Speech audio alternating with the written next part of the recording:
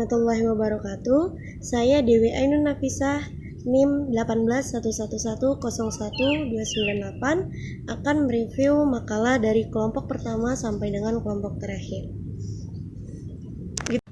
Baik, yang pertama saya akan menjelaskan tentang pengertian metode khusus PAI dan juga tujuan metode khusus PAI ini.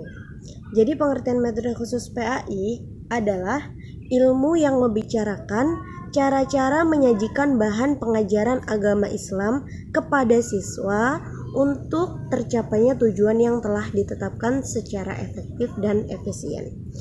Tujuan dari metode khusus PAI sebagai alat yang diperlukan dengan cara yang sebaik-baiknya untuk memperoleh hasil yang sebaik-baiknya pula.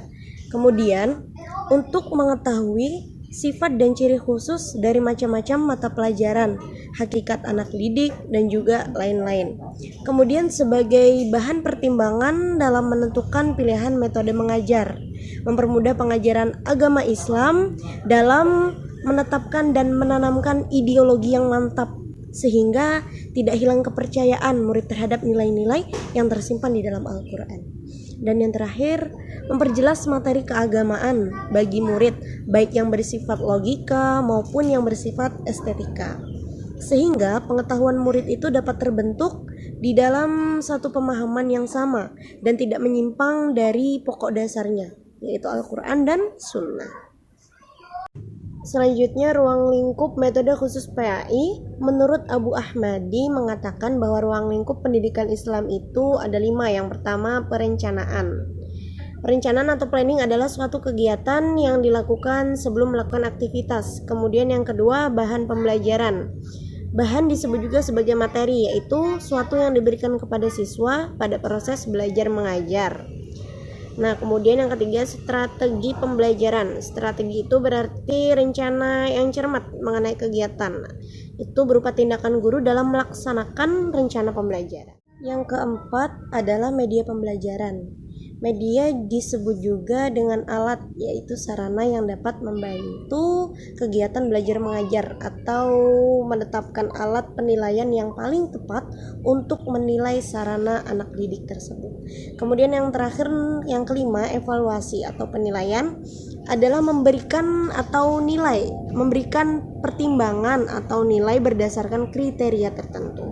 Jadi fungsi penilaian hasil belajar itu sendiri dilakukan dalam kegiatan belajar mengajar untuk mengetahui tercapainya tujuan pengajaran tersebut.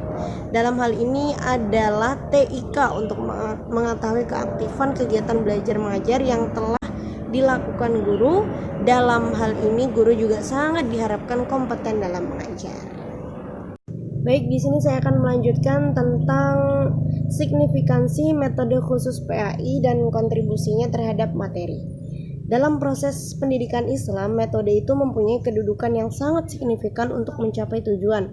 Bahkan metode itu dianggap sebagai seni dalam mentransfer ilmu pengetahuan kepada peserta didik dengan lebih signifikan daripada metode itu sendiri.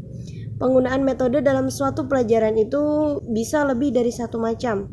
Metode yang variatif dapat membangkitkan motivasi belajar peserta didik.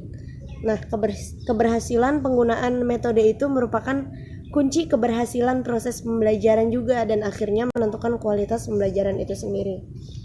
Ada beberapa metode yang digunakan dalam proses belajar mengajar pada lembaga pendidikan Islam. Antara lain ada metode ceramah, ada metode diskusi, ada metode demonstrasi, metode insersi atau sisipan, metode wrapping, dan juga metode insersi, dan masih banyak metode yang lain. Nah, jadi guru pendidikan agama Islam yang baik itu adalah guru yang mengembangkan bahan ajar, memiliki nilai-nilai keagamaan, menanamkan pula nilai-nilai kemasyarakatan pada peserta didik. Kualitas seorang pengajar pun terletak saat mereka berhasil memotivasi peserta didik dalam belajar. Selanjutnya, prinsip-prinsip pemilihan metode khusus PAI. Menurut Umar Muhammad At-Taumi Al-Syaibani, prinsip-prinsip metodologi pendidikan Islam itu adalah sebagai berikut. Yang pertama, menjaga motivasi, kebutuhan, dan minat keinginan para pelajar pada proses belajar mengajar, kemudian menjaga tujuan pembelajaran yang telah ditetapkan, kemudian memelihara tahap kematangan, perkembangan dan perubahan anak didik, kemudian menjaga perbedaan-perbedaan individu dalam anak didik, kemudian yang kelima mempersiapkan peluang partisipasi praktikal sehingga menjadi keterampilan, adat kebiasaan, sikap dan nilai, memperhatikan kepemahaman, mengetahui hubungan-hubungan integrasi pengalaman dan kelanjutannya, keaslian, pembaharuan dan juga kebebasan berpikir, dan yang terakhir menjadikan proses pendidikan sebagai pengalaman yang menggembirakan bagi anak. Selanjutnya, penerapan metode pada materi pendidikan agama Islam. Pengertian urgensi penerapan metode pembelajaran PAI itu adalah keperluan yang mendesak akan pentingnya penerapan ilmu yang membahas tentang cara dalam melakukan proses interaksi peserta didik dengan pendidik dan sumber belajar pada suatu lingkungan. Jadi suatu guru itu dituntut untuk mempelajari berbagai metode yang digunakan dalam mengajarkan suatu mata pelajaran, seperti halnya bercerita, mendemonstrasikan, mencobakan, memecahkan masalah, mendiskusikan, yang digunakan oleh ahli pendidikan Islam dari zaman dahulu sampai juga zaman sekarang, dan mempelajari prinsip-prinsip metodologi dalam ayat-ayat Al-Quran dan Sunnah Rasulullah SAW.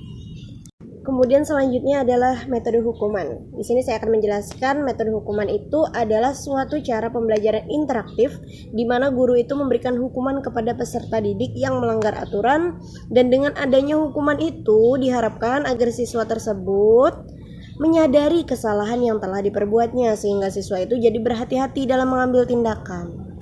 Contoh dari metode hukuman itu sendiri, misalnya saja ada anak yang terlambat masuk kelas, kemudian guru tersebut memberikan hukuman berupa membaca surah di dalam Al-Quran. Nah, dari situ murid akan sadar akan kesalahannya dan juga dia mendapat pahala karena dia sudah membaca Al-Quran.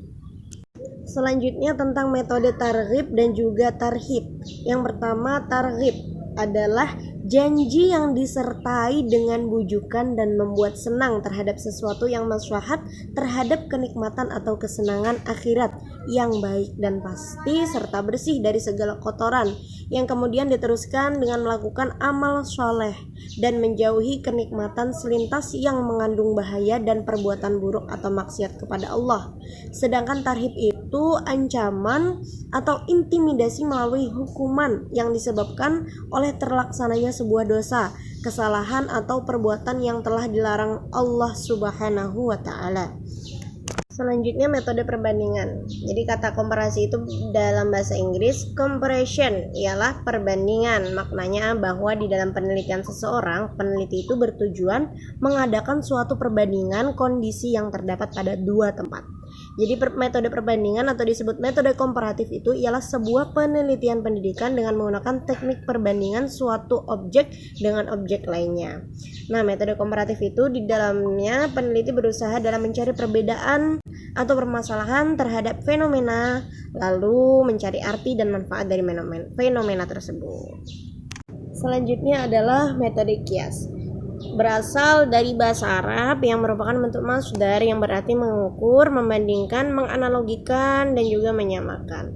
Sedangkan menurut istilah terdapat beberapa definisi yang diberikan para ulama atau para ahli usul dalam berbagai redaksi yang berbeda, namun pada dasarnya memiliki substansi makna yang sama, yaitu suatu upaya seorang mujtahid dalam menghubungkan suatu peristiwa yang tidak ada nas tentang hukumnya dengan peristiwa yang sudah ada nas hukumnya karena terdapat persamaan ilat hukum di antara keduanya. Rukun kias ada 4. Yang pertama al-asl, yang kedua al-far'u, yang ketiga hukum asl, dan yang keempat ilat. Kias ditinjau dari segi ilat yang ada pada asl dan far'u terbagi menjadi 3, yaitu kias aula, kias musawi, dan juga kias adna. Sedangkan dari segi jelas dan tidak jelasnya ilat, kias itu terbagi menjadi 2, yaitu kias jali dan juga kias khafi.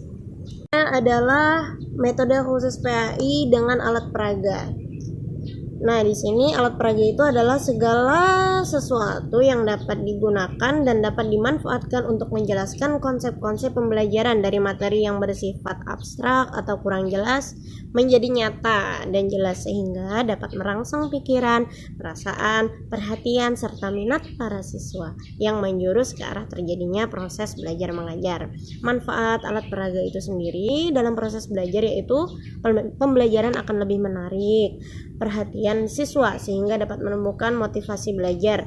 Bahan pembelajaran akan lebih jelas, metode mengajar akan lebih bervariasi, siswa akan lebih banyak melakukan kegiatan belajar sebab tidak hanya mendengarkan uraian guru tetapi juga melakukan aktivitas lain seperti mengamati, melakukan, mendemonstrasikan, memerankan, dan lain-lain.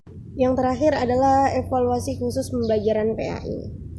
Makna evaluasi itu berasal dari bahasa Inggris evaluation yang lazim diartikan dengan makna penafsiran atau penilaian. Kata kerjanya evaluate diartikan menaksir, sedangkan yang dimaksud dengan evaluasi pendidikan agama Islam ialah suatu kegiatan untuk menentukan taraf kemajuan suatu pekerjaan di dalam pendidikan agama. Jadi dapat disimpulkan di dalam pendidikan Islam, evaluasi itu merupakan salah satu komponen dan sistem pendidikan Islam yang harus dilakukan secara sistematis dan terencana sebagai alat untuk mengukur keberhasilan atau target yang akan dicapai dalam proses pendidikan Islam dan pembelajaran. Tujuan evaluasi itu sendiri mengetahui kadar atau ukuran pemahaman peserta didik terhadap materi pelajaran, kemudian melatih keberanian dan mengajak anak didik untuk mengingat kembali materi yang telah diberikan. Jadi tujuan evaluasi terbagi menjadi dua, yaitu tujuan evaluasi secara umum dan secara khusus. Kemudian fungsi evaluasi adalah membentuk anak didik agar ia dapat mengubah atau mengembangkan tingkah lakunya secara sadar serta memberi bantuan kepadanya cara meraih suatu keputusan bila berbuat sebagaimana mestinya.